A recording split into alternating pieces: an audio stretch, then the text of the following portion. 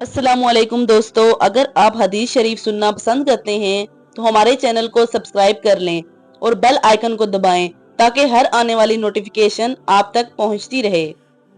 آج ہم 40 مختصر احادیث مبارکہ میں سے چند کے بارے میں تفصیل سے جانیں گے۔ لا یؤمن احدکم حتی یحب لأخیہ ما یحب لنفسہ۔ ترجمہ: تم میں سے کوئی اس وقت تک مومن نہیں ہو سکتا جب تک وہ اپنے بھائی کے لیے وہی پسند نہ کرے جو اپنے لیے پسند کرتا ہے۔ تفصیل و تشریح۔ محبت کا معیار۔ اس حدیث میں ایمان کا ایک اعلیٰ معیار بیان کیا گیا ہے۔ حدیث کا مفہوم یہ ہے کہ ایک مسلمان کی محبت اور ہمدردی صرف اپنے لیے نہیں بلکہ اپنے بھائی کے لیے بھی ہونی چاہیے۔ ایمان کی کامل حالت وہ ہے جب ایک شخص دوسروں کے ساتھ بھی وہی سلوک روا رکھے جو وہ اپنے ساتھ چاہتا ہے۔ اجتماعی فلاح و بہبود۔ اس حدیث سے ہمیں یہ معلوم ہوتا ہے کہ اسلام ایک ایسی معاشرتی زندگی کی تعلیم دیتا ہے جہاں افراد کے درمیان اخوت، محبت اور ہمدردی ہو۔ اگر ہر شخص اپنے بھائی کے لیے وہی چاہے جو اپنے لیے چاہتا ہے تو یہ معاشرہ امن، محبت اور بھائی چارے کا گہوارہ بن جائے گا۔ خود غرضی کا خاتمہ۔ یہ حدیث خود غرضی اور انانیت کے خلاف ایک مضبوط پیغام دیتی ہے۔ ایک مومن کو اپنی ذات سے بڑھ کر دوسروں کی فلاح اور خیر خواہی کی فکر کرنی چاہیے۔ ایمان کی مضبوطی۔ حدیث میں ایمان کی مضبوطی اور کمال کی بات کی گئی ہے۔ اس حدیث سے یہ واضح ہوتا ہے کہ ایمان صرف عبادات کا نام نہیں بلکہ اس میں اخلاقی اور معاشرتی رویے بھی شامل ہیں۔ اخوت اور محبت۔ حدیث میں اخیہ کا لفظ استعمال ہوا ہے جس کا مطلب بھائی ہے۔ یہاں بھائی سے مراد صرف نسبتی یا خونی بھائی نہیں بلکہ ہر مسلمان بھائی ہے۔ اس حدیث کے ذریعے نبی صلی اللہ علیہ وسلم نے امت کو آپس میں بھائی چارے اور محبت کا پیغام دیا ہے۔ انسانیت کی قدر۔ یہ تعلیمات صرف مسلمانوں کے لیے مخصوص نہیں بلکہ عام انسانیت کے لیے بھی ہیں۔ ایک مسلمان کا یہ فرض ہے کہ وہ دوسروں کے ساتھ وہی سلوک کرے جو وہ اپنے لیے کرتا ہے۔ مساوات اور عدل۔ اس حدیث کے ذریعے نبی صلی اللہ علیہ وسلم نے مساوات اور عدل کا درس دیا ہے۔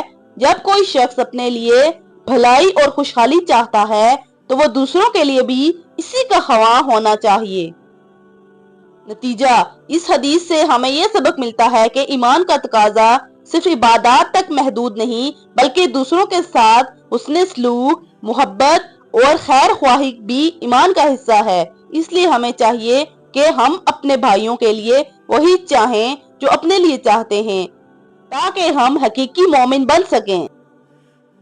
لیس الشدید بالسرعۃ انما الشدید الذی یملک نفسہ عند الغضب۔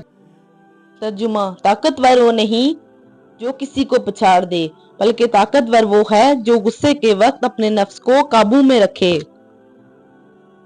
تفصیل و تشریح۔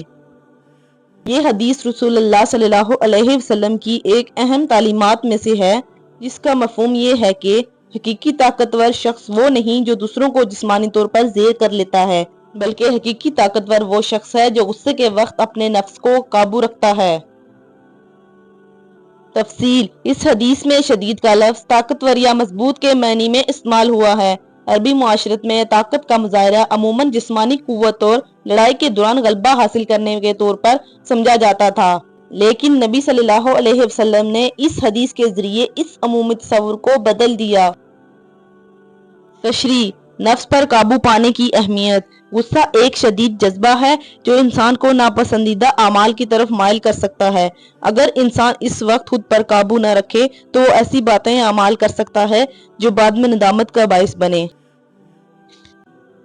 حقیقی طاقت کی تعریف۔ اس حدیث میں بتایا گیا ہے کہ حقیقی طاقتور شخص وہ نہیں جو صرف جسمانی قوت سے دوسروں پر غالب آتا ہے بلکہ وہ شخص جو غصے کی حالت میں اپنے نفس کو قابو میں رکھے اور نامناسب رد عمل سے بچا سکے۔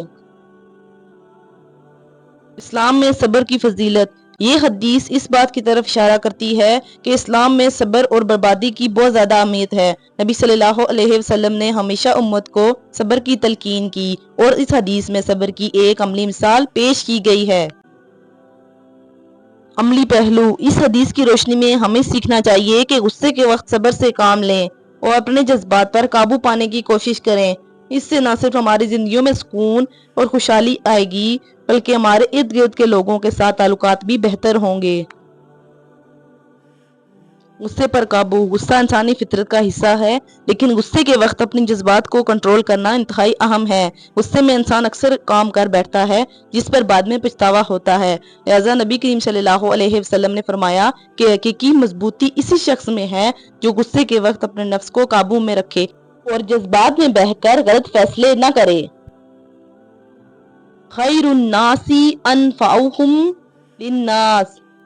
ترجمہ: لوگوں میں سب سے بہتر وہ ہے جو لوگوں کو نفع پہنچائے۔ تفصیل و تشریح: خدمت خلق کی اہمیت۔ اس قول میں نبی صلی اللہ علیہ وسلم نے بتایا ہے کہ بہترین انسان وہ ہے جو دوسروں کی مدد کرتا ہے، ان کے لیے فائدہ مند ثابت ہوتا ہے۔ اسلام میں خدمت خلق کو بہت اہمیت دی گئی ہے۔ قرآن و حدیث میں بار بار لوگوں کو دوسروں کی مدد کرنے اور ان کی ضروریات پوری کرنے کی تلقین کی گئی ہے۔ نفع پہنچانے کے مختلف طریقے۔ نفع پہنچانے کے بہت سے طریقے ہو سکتے ہیں۔ یہ ضروری نہیں کہ صرف مالی مدد کی جائے، بلکہ ایک مسکراہٹ، ایک نیک مشورہ، کسی کی مشکل میں ساتھ دینا، علم سکھانا، کسی کی تکلیف دور کرنا نفع پہنچانے کے زمرے میں آتا ہے۔ اپنے علم، وقت، صلاحیتوں اور وسائل کو دوسروں کی بھلائی کے لیے استعمال کرنا بہترین عمل ہے۔ اسلامی معاشرے میں خیر خواہی۔ ایک اسلامی معاشرے کی بنیاد خیر خواہی اور دوسروں کے لیے بھلائی کرنے پر رکھی گئی ہے۔ اس قول میں یہی پیغام دیا گیا ہے کہ معاشرتی بھلائی اور دوسروں کی فلاح کے لیے کوشاں رہنا ایک مسلمان کی ذمہ داری ہے۔ اس قول کے ذریعے نبی کریم صلی اللہ علیہ وسلم نے ایک ایسا معاشرہ تشکیل دینے کی کوشش کی جس میں ہر فرد ایک دوسرے کی مدد کرنے والا ہو اور کوئی بھی کسی کی مصیبت میں اکیلا نہ ہو۔ نبی کریم صلی اللہ علیہ وسلم کا عملی نمونہ۔ نبی کریم صلی اللہ علیہ وسلم کی پوری زندگی اس قول کی عملی تفسیر ہے۔ آپ صلی اللہ علیہ وسلم دوسروں کے کام آتے، انہیں فائدہ پہنچانے کی کوشش کرتے اور ہر ایک کے لیے خیر خواہ رہتے۔